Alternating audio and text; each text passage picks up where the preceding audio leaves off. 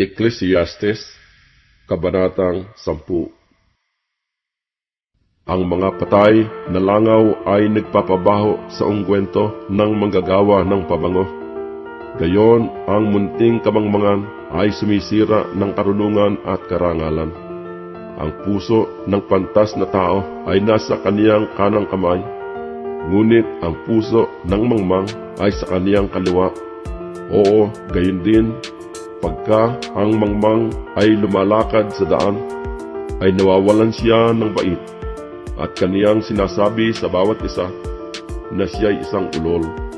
Kung ang diwa ng pinuno ay bumangon laban sa iyo, huwag kang umalis, sapagkat ang pagkapakalumanay ay nagpapalikat ng mga malaking pagkagalit. May isang kasamaan na nakita ko sa ilalim ng araw, na tila kamalian na nanggagaling sa pinuno. Ang mangmang ay nauupo sa malalaking karangalan, at ang mayaman ay nauupo sa mababang dako. Nakakita ko ng mga alipin na nakasakay sa mga kabayo, at ng mga pangulo na nagsisilakad sa lupa na gaya ng mga alipin. Siyang humuhukay ng lungaw ay mahuhulog doon, at ang sumisira sa pader ay kakagatin siya ng ahas. Ang tumatabas ng mga bato ay masasaktan niyaon, at ang wapalakol ng kahoy ay napapanganib doon.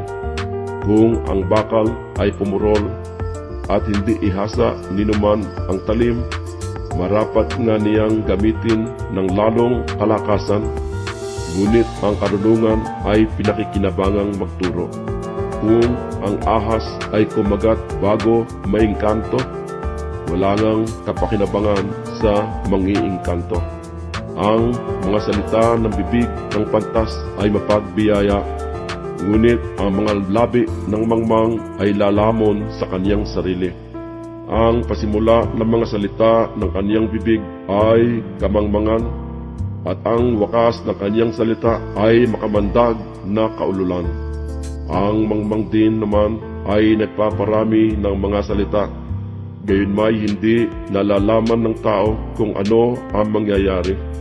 At ang mangyayari pagkamatay niya, sinong makapagsasaysay sa kaniya? Ang gawa ng mga mangmang ay nagpapayamot sa bawat isa sa kanila, sapagkat hindi niya nalalaman kung paanong pagparoon sa bayan. Sa aba mo, o lupain, kung ang iyong hari ay isang bata, at ang iyong mga pangulo ay nagsisikain sa umaga. Mapalad ka, o lupain, kung ang iyong hari ay anak ng mga mahal na tao, at ang iyong mga pangulo ay nagsisikain sa kaukulang panahon, sa ikalalakas at hindi sa paglalasing. Sa katamaran ay gumuguho ang bubungan, at di sa pagkilos ng mga kamay ay tumutulo ang bahay.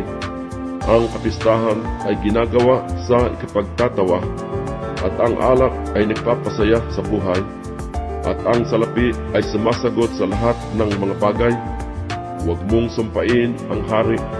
Huwag sa iyong pag-iisip, at huwag mong sumpain ang mayaman sa iyong silid na tulugan, sapagkat isang ibon sa himpapawid ay magdadala ng tinig, at ang may mga pakpak ay magsasaysay ng bagay.